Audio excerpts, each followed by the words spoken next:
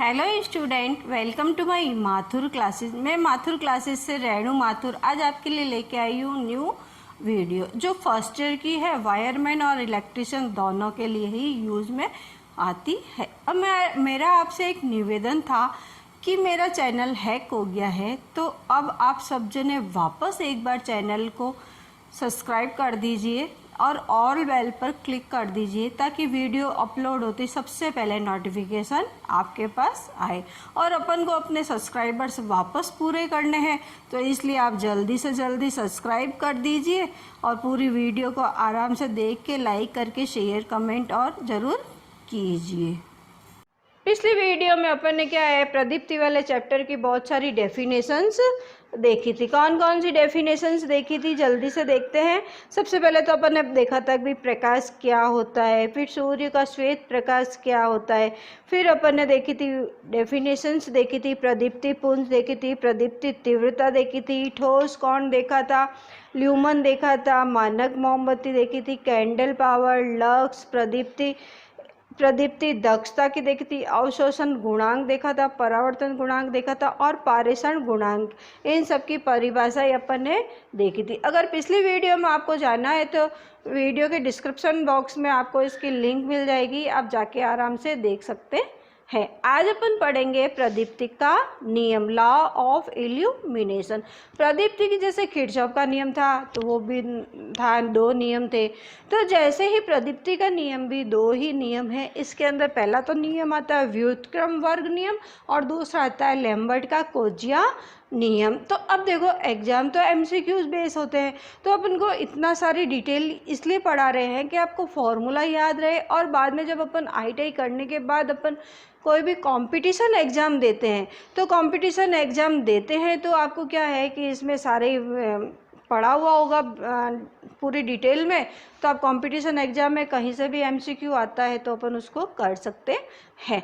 तो अपन का क्या है कि इसीलिए मैं आपको ब्रीफली बता रही हूँ। बाकी एमसीक्यू जब अपन पूरा ही नहीं पढ़ेंगे तो अपन को एमसीक्यूज के उत्तर समझ में नहीं आएंगे। तो पहला है व्युत्क्रम वर्ग नियम, इसको कहते हैं इनवर्स स्क्वायर लॉ। अब ये व्युत्क्रम वर्ग नियम क्या कहता है? कहता है कि किसी प्रकाश स्रोत द्वारा किसी प्रकाशित तल पर पहुंचने वाली प्रदीप्ति उस तल से प्रकाश स्रोत की दूरी के वर्ग के व्युत्क्रमानुपाती तथा प्रदीप्ति तीव्रता के अनुक्रमानुपाती होता है। E proportional to I upon D square. देखो, E प्रोपोर्शनल टू, पहले तो I करते हैं, पहले तो क्या करते हैं अपन, E प्रोपोर्शनल टू I।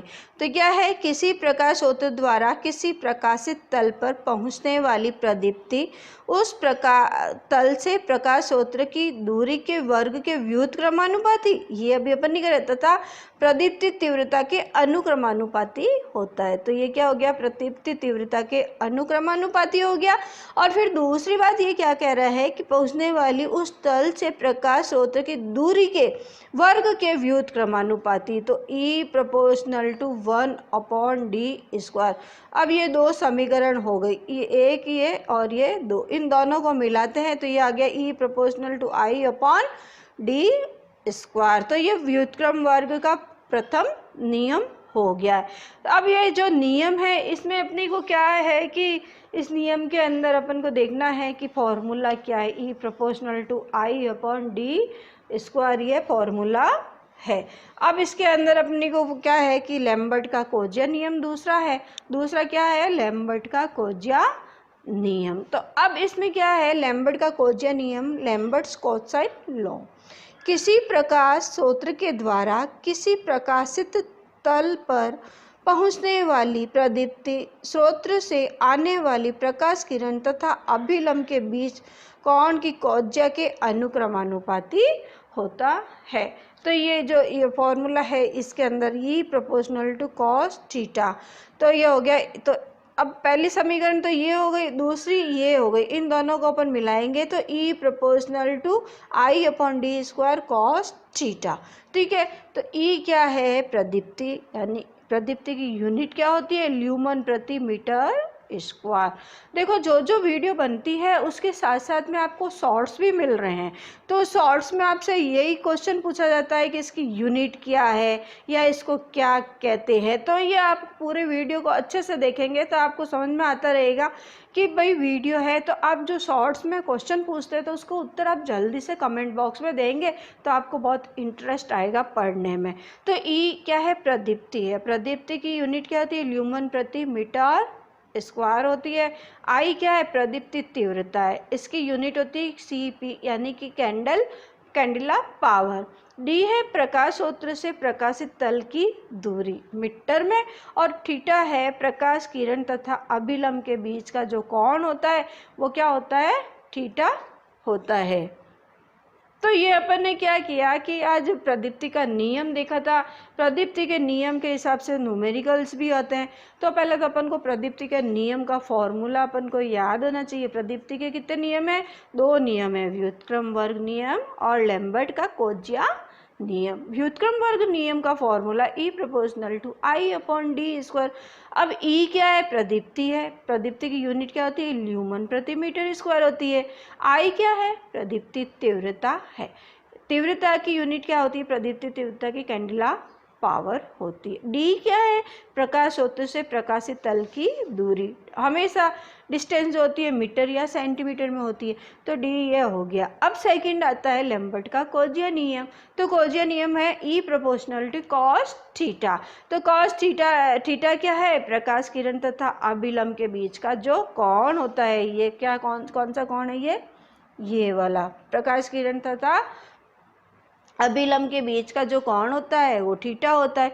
तो अब जब E proportional to cos theta, Lambert का कोज्या नियम। अब टोटल आपसे प्रदीप्ति का नियम है, तो प्रदीप्ति के नियम का फॉर्मूला क्या हो गया, E = I/d² कॉस थीटा। तो ये आज अपन ने प्रदीप्ति का नियम किया है, पहला पॉइंट तो ये किया है। अब सेकंड देखते हैं कि अपन इसके न्यूमेरिकल्स करते हैं। अब इस नियम के आधार पर अपन न्यूमेरिकल करते हैं, साथ साथ जो अपन फॉर्मूला पढ़ रहे हैं उसके साथ अपन न्यूमेरिकल भी कर रहे हैं। तो आप पूरी वीडियो को देखेंगे तब आपको समझ में आएगा, नहीं तो आप थोड़ा सा 2-3 मिनट देख के छोड़ दोगे तो आपको कुछ समझ में नहीं आएगा। फिर क्या करते हैं, कई जने तो डिसलाइक भी कर देते हैं। तो डिसलाइक क्यों करते हैं बेटा, आप पहले पूरी वीडियो तो देखो। डिसलाइक करने से किसी आगे वाले को कोई फ़र्क नहीं पड़ता, परंतु फ़र्क आपको ही पड़ता है, आपने पूरी वीडियो ही नहीं देखी। तो पूरी वीडियो देखोगे तो आपको बेनिफिट मिलेगा। आपको ऐसे इस चैनल में ऐसी सब कुछ चीज़ें मिलेगी जो आपको किसी दूसरे चैनल में नहीं मिलेगी। तो आप उसको क्यों डिसलाइक करके अपनी इमेज ख़राब कर रहे हैं। तो आप डिसलाइक नहीं करो, लाइक भी मत करो, मैं तो ये कहती हूँ, परंतु आप उस वीडियो को पूरे अच्छे से तो देखिए। देखते हैं क्वेश्चन क्या है। यदि एक 250 वोल्ट 0.4 एम्पियर बल्ब कुल 2000 ल्यूमन फ्लक्स उत्पन्न करता है तो उसकी औसत कैंडल पावर तथा दक्षता ज्ञात करो। तो अब ये क्या है कि अपने को फॉर्मूला दे दिया, एक तो औसत कैंडल पावर निकालनी है और एक अपन को दक्षता निकालनी है। CP का मतलब क्या है, कैंडल पावर। तो कैंडल पावर का फॉर्मूला होता है कुल फ्लक्स बट्टा 4 पाई, ठीक है। और दक्षता का फॉर्मूला होता है आउटपुट बट्टा इनपुट इंटू 100। तो अपन को फॉर्मूला आता है 100 नहीं है, यहाँ पे अपन को फॉर्मूला है। क्वेश्चन में क्या दे दिया है, फाई तो दे दिया 2000 ल्यूमन, कुल फ्लक्स दे दिया, V दे दिया 250 वोल्ट और I दे दिया 0.4 एम्पियर। तो अब अपन तो CP निकालते हैं। तो CP में क्या फॉर्मूला है, कुल फ्लक्स। तो कुल फ्लक्स अपने पास आ गया 2000 बट्टा 4 पाई। तो 4 इंटू पाई की वैल्यू 3.142 वैल्यू होती है। अब अपन इसको सॉल्व करते हैं तो आता है 159.13। तो जो पहला जो क्वेश्चन था इसका उत्तर आ गया 159.13 कैंडल पावर। सेकंड आता है कि इसकी दक्षता निकालनी है। तो दक्षता निकालने के लिए अपन को क्या, आउटपुट बट्टा इनपुट निकालना है। तो आउटपुट अपॉन इनपुट निकालने के लिए अपन को क्या करना पड़ेगा कि इससे पहले अपन को ये देखना पड़ेगी कि आउटपुट कितना है और इनपुट कितना है। अपन देखते हैं कि प्रदीप्ति दक्षता है। तो प्रदीप्ति दक्षता का अपन ने जब डेफिनेशन देखी थी तो उसमें देखा था प्रदीप्ति दक्षता बराबर आउटपुट ल्यूमन बट्टा इनपुट वॉट में। तो आउटपुट ल्यूमन तो अपने पास आ गया 2000 है, परंतु इनपुट वॉट नहीं है। तो P = VI अपने पास फार्मूला होता है, तो P = VI फार्मूला रखा। तो V अपने पास 250 है, इंटू I कितना है 0.4 है, तो कितना आ गया 100 वॉट। तो अब अपने पास फार्मूला, ये अपन वापस एक फार्मूला देख लेते हैं इसका कि क्या है। दक्षता का फार्मूला क्या होता है, प्रदीप्ति दक्षता है नी,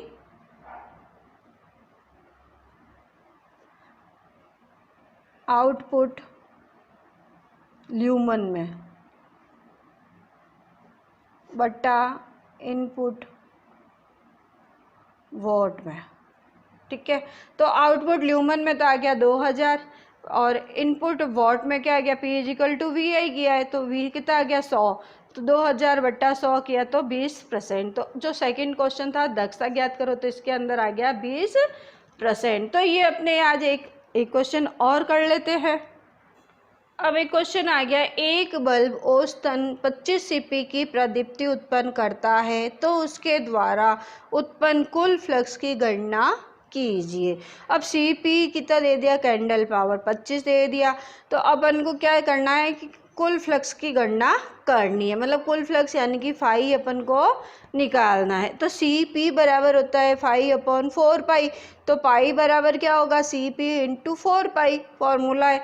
तो CP अपने को दे दिया 25 × 4 × पाई की वैल्यू 3.142। इन तीनों को अपन गुणा करेंगे तो 314.2 ल्यूमन आंसर आएगा। तो जहाँ MCQs है उसके अंदर 314.2 ल्यूमन है, वहाँ पे उसी को टिक करना। देखो 314.2 ल्यूमन की जगह आपको ओम भी लिख देगा, परंतु अपन को यूनिट ये ध्यान रखनी है कि इसकी यूनिट क्या होती है। तो फाई की वैल्यू कितनी हो गई, 314.2 ल्यूमन। तो जहाँ ये MCQ में ये ऑप्शन है उसको अपन को टिक करना है। अब नेक्स्ट क्वेश्चन आ गया, एक 500 CP प्रकाश स्रोत से 10 मीटर दूर रखे पर्दे पर पहुंचने वाली प्रकाश किरणों का आपतन कोण 60 डिग्री हो तो प्रदीप्ति ज्ञात कीजिए। तो मैंने आपको पहले भी बताया था कि जो क्वेश्चन में दिया है उसको पहले एक साइड में अपन लिख लेते हैं, फिर अपन उसको फॉर्मूले में मान रख के अपन ज्ञात करते हैं। तो पहले तो एक दे दिया, एक 500 CP, आई कितना दे दिया 500 CP यानी कि कैंडल पावर, डी दे दिया 10 मीटर और आपतन कोण दे दिया 60 डिग्री। तो आई दे दिया, डी दे दिया, थीटा दे दिया है। तो अपन को ई निकालना है, क्या निकालना है, प्रदीप्ति ज्ञात करनी है। अपने पास प्रदीप्ति के नियम का फॉर्मूला होता है E = I/d² cos थीटा या cos फाई। तो आई अपने पास दे दिया 500 इंटू कॉस थीटा cos 60 बट्टा d², डी कितना दे दिया 10 इंटू 10 कर दिया। अब इसको अपन cos 60 की जो वैल्यू होती है, अपन ट्रिग्नोमेट्री की जो सारणी है उसमें अपन देखते हैं। तो cos 60 की वैल्यू होती है 1/2। तो 500 इंटू 1/2 करो या 0.5 करो, एक ही बात है, बट्टा 20। तो इसको सॉल्व किया तो 2.5 ल्यूमन प्रति मीटर स्क्वायर आ गया है। तो प्रदीप्ति ई बराबर कितनी हो गई, 2.5 ल्यूमन प्रति मीटर स्क्वायर। तो इसको अपन को टिक करना है ऑप्शन में। अगर ऑप्शन में, ये मैं आपको बार बार बता रही हूँ कि यूनिट का ज़रूर ध्यान रखें। अपन क्या करते हैं, इसको सॉल्व करते हैं, 2.5 आया और जो पहला ऑप्शन है उसी को अपन क्लिक कर देते हैं, परंतु उसकी यूनिट कंफ्यूज करने के लिए क्या है कि अपन को 2-3 सेम वर्ड तो लिख देते हैं, अक्सर तो लिख देते हैं, परंतु पीछे यूनिट गलत लिख देते हैं, तो अपन को थोड़ी कंफ्यूज हो जाता है। अपन क्या ध्यान ही नहीं रखते, अपन ने सॉल्व किया 2.5 है, 2.5 कर दिया। और पीछे ओम है, एक ल्यूमन प्रति मीटर स्क्वायर है या फैराडे है, जो भी यूनिट जो चीज़ अपन को ज्ञात करनी होती है उसकी यूनिट अपन को साथ में लिखनी बहुत ही ज़रूरी होती है। तो ये अपन ने आज 3 क्वेश्चन इसके न्यूमेरिकल किए हैं। अब देखते हैं थोड़ा सा कि भाई क्या क्या अपन की व्यवस्थाएं होती है, प्रकाश की व्यवस्था क्या होती है, कि ये जो लैंप होते हैं ये कितने प्रकार के होते हैं, तो ये अभी थोड़ा सा अपन और देख लेते हैं। अब देखते हैं कि भाई टाइप्स ऑफ लैम्प, की लैम्प कितने प्रकार के होते हैं और किस किस के लैम्प का कहाँ कहाँ यूज में आता है। तो सबसे पहले तो अपन देखते हैं कि लैम्प कितने प्रकार के होते हैं, 4 प्रकार के होते हैं। पहला है डिसेंट लैम्प, दूसरा है गैस डिस्चार्ज लैम्प, तीसरा है नियॉन साइन लैम्प और चौथा है आर्क लैम्प। अब ये 4 लैम्प आपसे ये पूछ ले प्रदीप्ति वाला चैप्टर पढ़ा है कि हाँ सर पढ़ा है। क्या कितने प्रकार के लैम्प होते हैं, तो क्या है कि भाई एक कार्बन फिलामेंट होता है, एक मरकरी लैम्प होता है, एक सोडियम लैम्प होता है, ऐसा नहीं। अब लैम्प कितने प्रकार के होते हैं, 4 प्रकार के। देखो अपन प्रैक्टिकल एग्जाम देते हैं तो उस समय अपना वाइवा भी होता है, तो जब वाइवा देने बैठते हैं तो अपन सोचते हैं कि जो प्रैक्टिकल किया उसी में से क्वेश्चन आएगा। प्रैक्टिकल अपन क्या करते हैं कि पहले से अपन को पता चल जाता है कि भाई ये प्रैक्टिकल आएंगे, तो अपन याद करके बैठते हैं, तो उसमें से अपन को बहुत सारे एमसीक्यूज पूछते हैं तो अपन को याद भी नहीं रहता। तो अपन को थोड़ा सा नॉलेज की बात है, आपसे ये एक्सटर्नल पूछेगा कि बेटा तूने प्रदीप्ति वाला चैप्टर पढ़ा है, कि हाँ सर पढ़ा है, कि भाई बता तो बेटा लैम्प कितने प्रकार के होते हैं, तो लड़के सब यही जवाब देते हैं कि sodium vapour lamp, mercury vapour lamp, carbon filament. ये कोई नहीं बताता कि ये कितने प्रकार के होते हैं। तो एक्चुअल में जो टाइप्स ऑफ लैम्प है, इंडिकेट लैम्प है, दूसरा है गैस डिस्चार्ज लैम्प है, तीसरा है नियॉन साइन लैम्प है और चौथा है आर्क लैम्प है। तो ये 4 प्रकार के जो लैम्प है। अब जो पहले इंडिकेंडिसेंट लैम्प है ये भी 2 प्रकार का होता है। क्या कौन सा होता है, कार्बन फिलामेंट लैम्प और दूसरा होता है धात्विक फिलामेंट लैम्प। अब जो धात्विक फिलामेंट लैम्प होता है ये भी 2 प्रकार का होता है, निर्वात लैम्प और गैस भरा लैम्प। तो क्या इंडिकेंडिसेंट लैम्प है जो 2 प्रकार का होता है। देखो वर्गीकरण अपन को अच्छे से याद होना चाहिए कि इंडिकेंडिसेंट लैम्प है ये 2 प्रकार का होता है। पहला है कार्बन फिलामेंट लैम्प और दूसरा है धात्विक फिलामेंट लैम्प। अब जो धात्विक फिलामेंट लैम्प है ये भी 2 प्रकार का होता है। पहला होता है निर्वात लैम्प और दूसरा होता है गैस भरा लैम्प। अब सेकंड आता है गैस डिस्चार्ज लैम्प। जो गैस डिस्चार्ज लैम्प है ये भी 2 प्रकार का होता है। पहला होता है सोडियम वेपर लैम्प और दूसरा होता है मरकरी वेपर लैम्प। देखो गैस डिस्चार्ज लैम्प है ये 2 प्रकार का होता है, परंतु अपन को कोई लैम्प पूछता है तो अपन को यही याद रहता है, मरकरी लैम्प, सोडियम लैम्प, ऐसे नहीं। तो गैस डिस्चार्ज लैम्प है वो 2 प्रकार का होता है, एक सोडियम वेपर लैम्प और दूसरा होता है मरकरी वेपर लैम्प। अब जो मरकरी वेपर लैम्प होता है ये भी 2 प्रकार का होता है। High pressure mercury vapour lamp जिसको शॉर्ट में कहते हैं HPMV। H का मतलब हाई, P का मतलब प्रेशर, M का मतलब मरकरी, V का मतलब वेपर, HPMV। दूसरा होता है लो pressure mercury vapour lamp, LPMV। L का मतलब लो, P का मतलब प्रेशर, M का मतलब मरकरी और V का मतलब वेपर। तो सोडियम वेपर लैम्प और मरकरी वेपर लैम्प किसके हैं, गैस डिस्चार्ज लैम्प के हैं। अब जो गैस डिस्चार्ज लैम्प है 2 प्रकार का होता है, सोडियम वेपर लैम्प और मरकरी वेपर लैम्प। अब जो मरकरी वेपर लैम्प है ये भी 2 प्रकार का है, high pressure mercury vapour lamp और low pressure mercury vapour lamp, HPMV और LPMV। तीसरा आता है नियॉन साइन लैम्प और चौथा आता है आर्क लैम्प। अब अपन इन लैंपों की थोड़ी थोड़ी डिटेल इम्पोर्टेंट देख लेते हैं, क्योंकि एग्जाम में तो एमसीक्यू जाते हैं, पूरा ब्रीफली नहीं आता है, फिर भी अपन को ब्रीफली तो पढ़ना पड़ेगा। तो अपन देखते हैं कि भाई पहले देख लेते हैं इंडिकेंडिसेंट लैंप। 2 प्रकार का होता है, कार्बन फिलामेंट लैंप और दूसरा होता है धात्विक फिलामेंट लैंप। तो अब अपन देखते हैं कि कार्बन फिलामेंट लैंप। अब सबसे पहले अपन देखते हैं carbon filament lamp. Carbon filament lamp में क्या होता है, एक कांच का एक बल्ब होता है, उसके अंदर एक कार्बन का फिलामेंट लगाया जाता है। कार्बन के फिलामेंट को सहारा देने के लिए कांच का एक स्टीम लगा होता है और धात्विक तार प्रयोग में लिया जाता है। तो अब मैं आपको ये बता रही हूँ कार्बन फिलामेंट लैम्प। जैसे ये बल्ब है, आप रोज़ यूज में लेते हैं, बल्ब अपने घर में सभी के यूज में लेते हैं। तो अब ये जो बल्ब है इसको अपन कहते हैं कार्बन फिलामेंट लैम्प है। सपोज किया आपने ये डायग्राम यहाँ पे बना लिया है, ठीक है। अब इसके अंदर क्या होता है कि जो सबसे ऊपर जो दी हुई है ये देखो आप, ये 2 नॉब दी हुई है, ये दोनों नॉब को कहते हैं कनेक्टिंग पिन। क्या कहते हैं, कनेक्टिंग पिन। दिख रही है आपको, एक तो ये और एक ये जो ऊपर उभरी हुई चीज़ दिख रही है आपको, इसको अपन कहते हैं कनेक्टिंग पिन। फिर जो ये है अपने पास, जो बल्ब अपन होल्डर के अंदर ठहराते हैं, ये दो नॉब दिख रही है आपको, इसको कहते हैं कैप पिन। क्या कहते हैं? Cap pin. और ये जो आपको सिल्वर सिल्वर पूरा दिख रहा है, ये क्या कहलाता है? कैप। क्या कहलाता है? कैप। अब अपन को देखते हैं कि इसके अंदर जो ये आप देख रहे हो, आपको फिलामेंट नज़र आ रहा है? बिल्कुल आ रहा है। तो इसमें जो ये है आपको फिलामेंट जहाँ से स्टार्ट हो रहा है, ये देखो यहाँ से दिख रहा है आपको, ये यहाँ से, तो इसको अपन कहते हैं स्टीम। क्या कहते हैं? स्टीम। और इसके अंदर आप देखो ये पूरा फिलामेंट दिख रहा है, इसको अपन कहते हैं फिलामेंट। ये देखो स्प्रिंग टाइप दिख रहा है आपको फिलामेंट, तो ये हो गया, इसको कहते हैं फिलामेंट। और ये जो पूरा कांच का बल्ब है पूरा, तो ये एक तरह का बल्ब हो गया है, तो कार्बन फिलामेंट लैंप इसको कहते हैं। तो ये आप देख रहे हो इसके अंदर जो फिलामेंट है, ये किसका है? कार्बन फिलामेंट है। तो ये अपने बल्ब हो गया एक तरह से कार्बन फिलामेंट लैंप। अब जो इसका कार्बन फिलामेंट लैंप है, इसका जो टेम्परेचर वगैरह क्या होता है, इसमें अपन देखते हैं कि जो लैंप का कार्यकारी तापमान है वो 2000 डिग्री सेंटीग्रेड तक रहता है।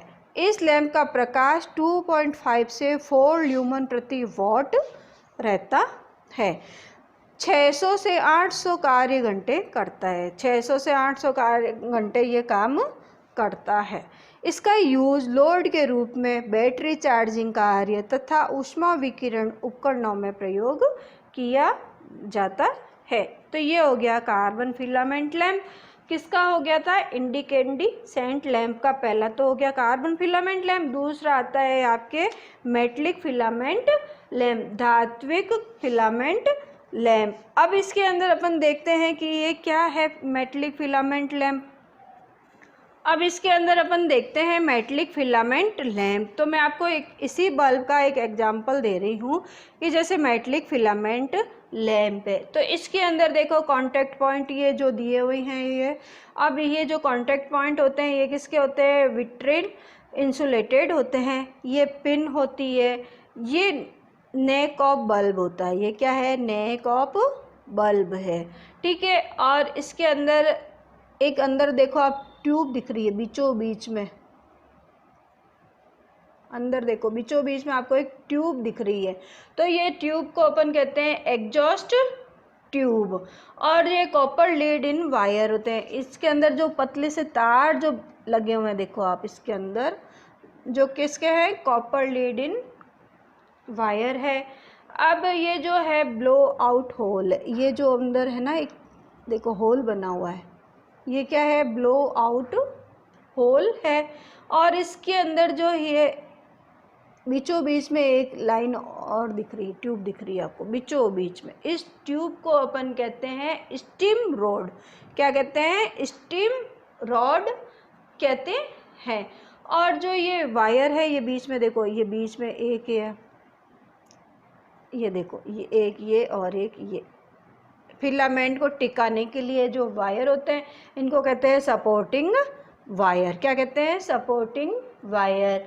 और ये जो कार्बन फिलामेंट होता है, और ये जो ये तार है, ये और ये कौन से होते हैं? लीड इन वायर्स, ठीक है। और ये कांच का बल्ब है। तो इसका ये क्या है? इसमें एक निर्वात युक्त कांच का बल्ब में एक टंगस्टन फिलामेंट अथवा लगाया जाता है। फिलामेंट को सहारा देने के लिए एक कांच का स्तंभ स्टीम होता है।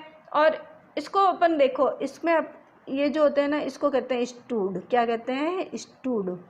छोटे छोटे जो होते हैं इसको कहते हैं स्टूड। इसमें सपोर्ट वायर लगा हुआ होता है और स्तंभ के एक छिद्र लगा होता है, जिससे बल्ब को निर्वात करने के बाद ऊष्मा प्रक्रिया में से बंद कर दिया जाता है। फिलामेंट के संयोजकों को बल्ब की टोपी पर अचालक पदार्थ से फंसे हुए संयोजक बिंदुओं से जोड़ दिया जाता है। ये कोई रामायण लिखने की ज़रूरत नहीं है, मैंने आपको बताया, ये इसके पूरे पॉइंट टू पॉइंट है।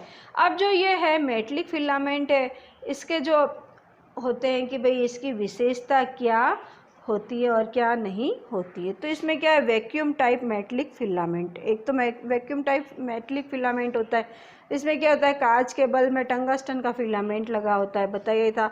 यह लैंप प्रकाश अधिक उत्पन्न करता है। टंगस्टन का ताप गुणांक +0.0051 तथा विशिष्ट प्रतिरोध 60 माइक्रो ओम सेंटीमीटर होता है।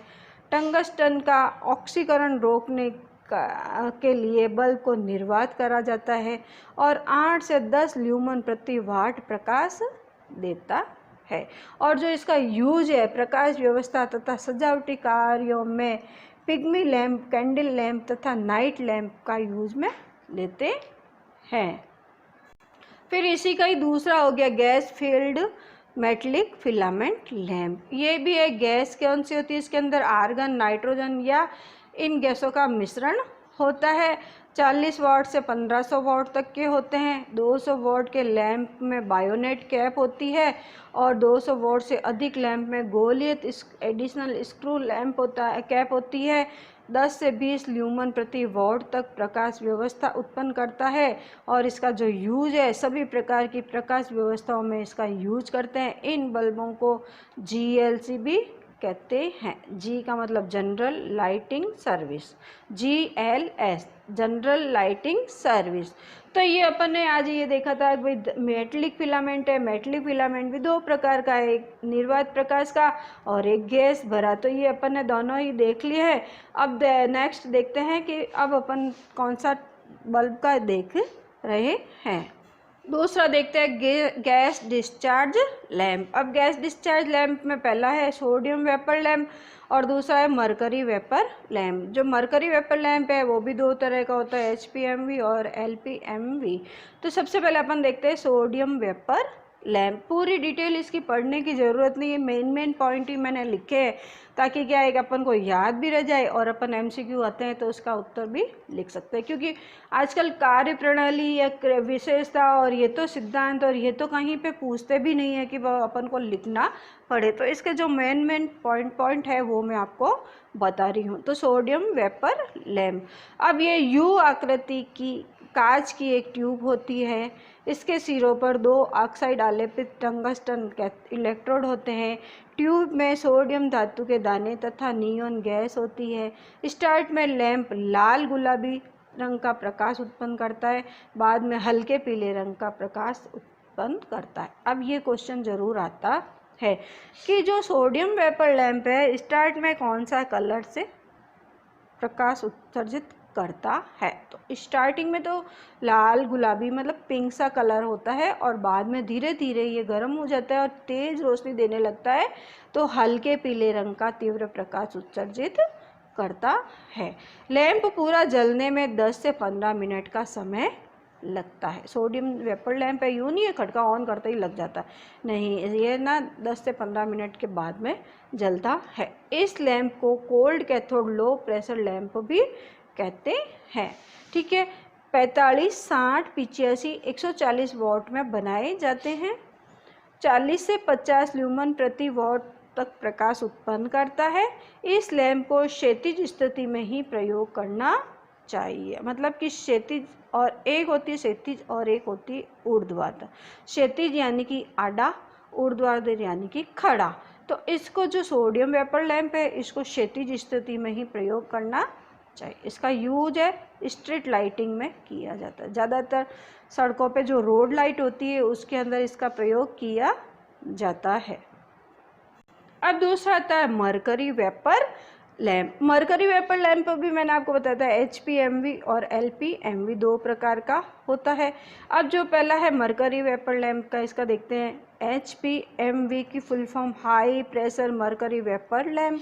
ये 3 प्रकार के होते हैं। पहला अपन देख रहे हैं HPMV का, तो ये 3 प्रकार के होते हैं। एक तो होता है MA टाइप, एक होता है MAT टाइप और एक होता है MV टाइप। MA टाइप तो होता है मरकरी आर्गन लैंप। देखो एग्जाम में इनकी फुल फॉर्म भी पूछी जाती है, ES में भी आपके फुल फॉर्म्स बहुत सारी आती है एम्प्लॉयबिलिटी स्किल के अंदर, तो ये भी अपन फुल फॉर्म अपन को याद रखनी पड़ेगी।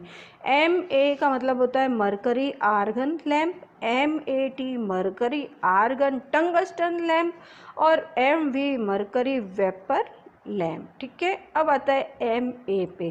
MA लैम्प क्या है? 2 इलेक्ट्रोड्स होते हैं, कैडमिनियम बोरेट अथवा कैडमिनियम सिलिकेट। ठीक है, भीतरी बल्ब में मरकरी वाष्प तथा आर्गन गैस का मिश्रण होता है। लैंप के श्रेणी क्रम में एक चौक तथा समानांतर क्रम में एक कैपेसिटर लगा हुआ होता है। ये एग्जाम में क्वेश्चन पूछा जाता है कि MA टाइप लैंप मतलब मरकरी आर्गन टाइप लैंप के अंदर श्रेणी क्रम में क्या होता है? तो श्रेणी क्रम में तो चौक होगी, परंतु समानांतर क्रम में कैपेसिटर लगा हुआ होएगा। ठीक है, कैपेसिटर का मान 250 वॉट तथा 400 वॉट में होते हैं। ठीक है, ये लैंप है। कैपेसिटर का मान क्या नहीं, पहले तो अपन कैपेसिटर का मान तो हो गया 250 वॉट के लिए 20 माइक्रोफेरेड तथा 400 वाट के लिए 33 माइक्रोफेरेड। अब जो ये लैंप होते हैं ये 250 वाट तथा 400 वॉट में होते हैं। इसकी जो एफिशिएंसी यानी कि दक्षता होती है वो 30 से 40 ल्यूमन प्रति वॉट होती है। ऊर्ध्व दिशा में लगाया जाता है। स्ट्रीट लाइटिंग में होता है इसका यूज। ऊर्ध्व दिशा यानी कि खड़ी दिशा में इसका यूज लिया जाता है। अब अपन नेक्स्ट पढ़ेंगे नेक्स्ट वीडियो में, क्योंकि अपना टाइम पूरा हो गया है, इसलिए अपन पूरा आगे का भी पार्ट है उसके अंदर अपन पूरा ये चैप्टर कंप्लीट करने की कोशिश करेंगे। तो उससे पहले फर्स्ट पार्ट की वीडियो डिस्क्रिप्शन में इसकी लिंक दी हुई है, आप इसको जाके देख सकते हैं। और वीडियो के डिस्क्रिप्शन बॉक्स में व्हाट्सएप की लिंक, फेसबुक की लिंक, इंस्टाग्राम की लिंक, टेलीग्राम की लिंक, ये सब तरह की लिंक दी हुई है। तो आप वीडियो को डिस्क्रिप्शन में जाके आप व्हाट्सएप ग्रुप को ज्वाइन कर सकते हैं।